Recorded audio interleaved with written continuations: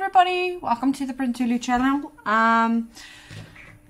Okay, I thought I'd quickly show you how to design a business card in InDesign.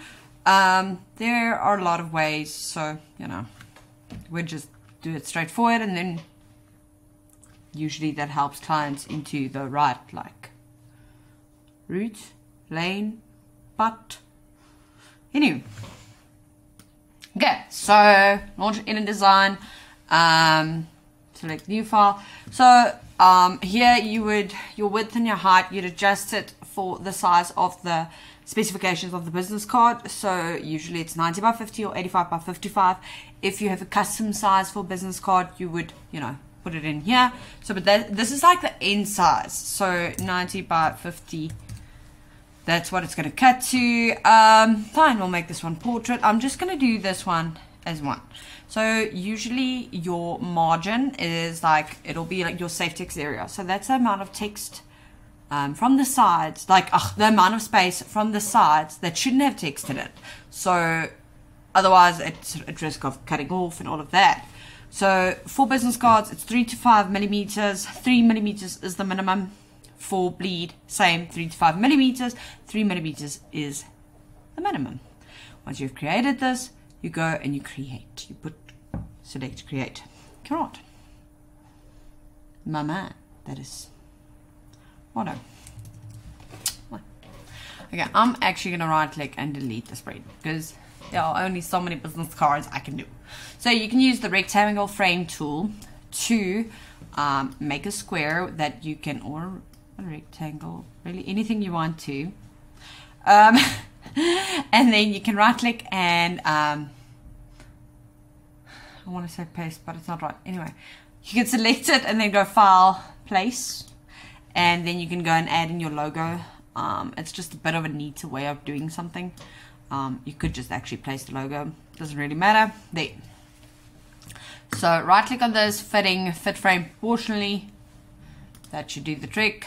Now, when I try and size my logo, for instance, I push the arrow one key, I don't know what it is, and the command.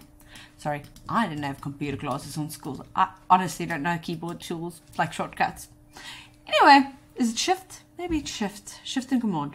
I think so, theoretically. Anyway, moving on. So, now, there is something very important about InDesign that you need to know, which is basically that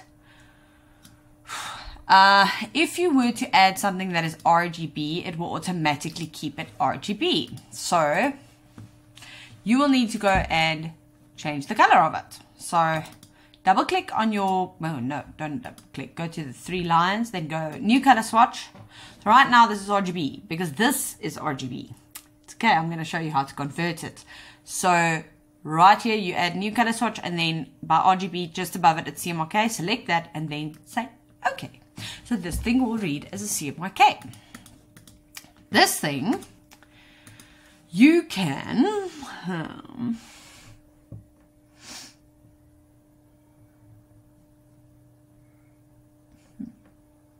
okay. So the logo, I'm going to show you now how to do that. So obviously, you usually have different versions of a logo. We're not going to worry about that yet. I'm going to show you how to convert the whole PDF as a CMYK. Ta-da! So, let's say we have, I should probably do that. So I've used another frame tool, and now I'm just going to place, I keep on forgetting, file place, Apple D, social media icons. So we'll do Facebook and Instagram and email, for instance. Okay.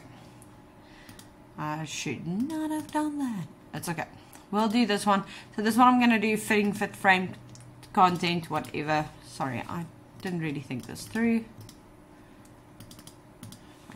Okay, so eek, go away.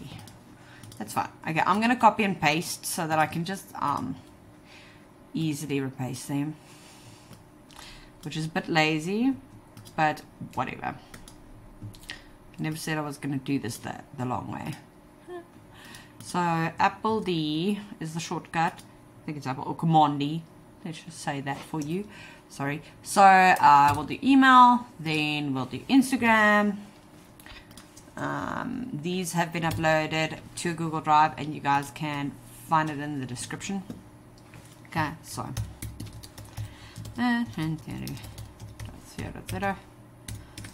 okay, what I've previously said to clients is use a strong font. It just makes it easier for clients to read. People always say don't take a font that's difficult to read. So that's the principle behind it. Okay? Okay. Ooh, that was funsies. Okay, eyedropper tool, bad idea. Don't do that either. Just select, and then I'm gonna do paper here, because then it basically doesn't print on that part. Is a nice way of saying it. Okay, I'm gonna copy and paste again. Come on, C, come on, V, and just go and use this. As previously mentioned, you could use Bitly or some other software to create QR codes that you can include in your business card design to like drive them to your website, stuff like that. You can do that if you'd like. That's the general gist. Okay, so I just actually would like to, you know, put my name in here. You would usually say like you're a designer, and like, I don't know, I have a BA degree in visual communication. Whatever.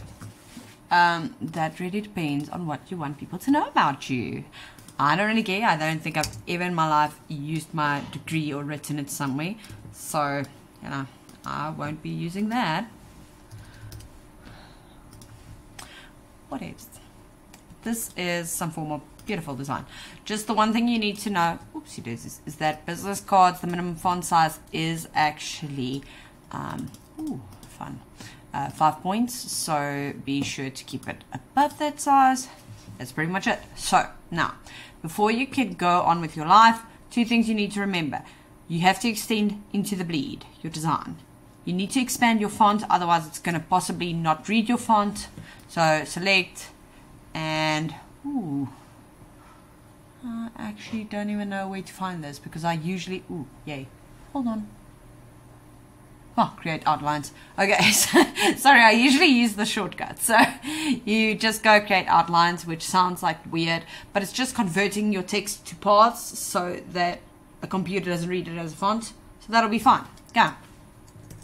Now, you go File, Save, well, Adobe High Quality PDF. So you export it as that. Design. I'm just going to save it there. We can save it in this. Okay, now, High Quality PDF. Then you go crop and you add your bleed. Under output, you can do your conversion. So you can convert to destination, and then here you select working, no. The US swap coated one. I'm going to show you now. If you give me a minute. Swap B2, there we go. Why? US web button, yeah, that one. Okay. You can just export it to that. That'll be fine. Okay, so now we're just quickly going to go and open our PDF.